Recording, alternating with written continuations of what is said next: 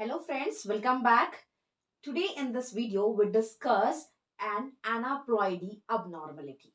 Okay, so aneuploidy क्या होती है friends? सबसे पहले aneuploidy का मतलब होता है addition and deletion of one or few more chromosomes in a normal diploid set of chromosome. For example हमारे 23 पेयर्स ऑफ क्रोमोसोम है, उसमें किसी एक क्रोमोसोम का एड ऑन हो जाना, एक कंप्लीट सेट का नहीं, सिंगल क्रोमोसोम का ऐड हो जाना या उसमें से एक क्रोमोसोम का डिलीट हो जाना एनाप्लॉइडी कहलाता है। तो आज हम उसी एनाप्लॉइडी की एक अबनॉर्मलिटी के बारे में पढ़ेंगे और वो कौन सी है? Down syndrome.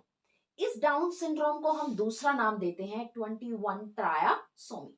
21 ट्रायासोमी क्यों दिया? क्योंकि यहाँ पे जो हमारे 21st क्रोमोसोम है उसका उसके अंदर उसी की एक कॉपी का एक्स्ट्रा एड ऑन होता है। ठीक है, तो यहाँ पे इसे हम क्या बोलते हैं? 21 trisomy due to presence of an extra chromosome number 21। और 21 जो है वो हमारा एक ऑटोसोम है, दैट्स व्हाई इसी डाउन सिंड्रोम को हम बोलते हैं ऑटोसोमल एनाप्लॉइडी। नेक्स्ट अगर बात करूं, इस डाउन सिंड्रोम को सबसे पहले बताया किसने या डिस्कवर किसने किया? तो लैंगडॉन डाउन जो थे उन्होंने 1866 में इस डाउन सिंड्रोम को डिस्कवर किया।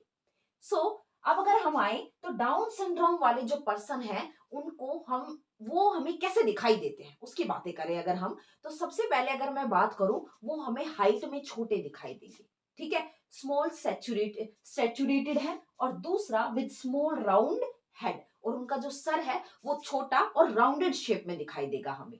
साथ में अगर मैं बात करूं furred tongue and partially open mouth, उनकी जो टंग है, उनकी जो जीभ होती है उनमें क्रैक्स दिखाई देंगे हमें। उनकी जीभ में क्या, उनकी जीभ के जो सरफेस है, टंग के जो सरफेस पे है वो हमें क्रैक्स दिखाई देंगे। एंड पार्शली ओपन माउथ होता है, मतलब कभी भी ऐसा नहीं होगा कि उनका हमेशा जो माउथ है वो बंद होगा, कभी उनका पार्शली ऐसा लगेगा हमेशा ओपन रहता है। ठीक है, दूसरा पाम इज ब्रॉड, उनकी जो हथेली है, ये जो हथेली है वो बड़ी जो नॉर्मल होती है उसके कंपैरिजन में ब्रॉड होती है।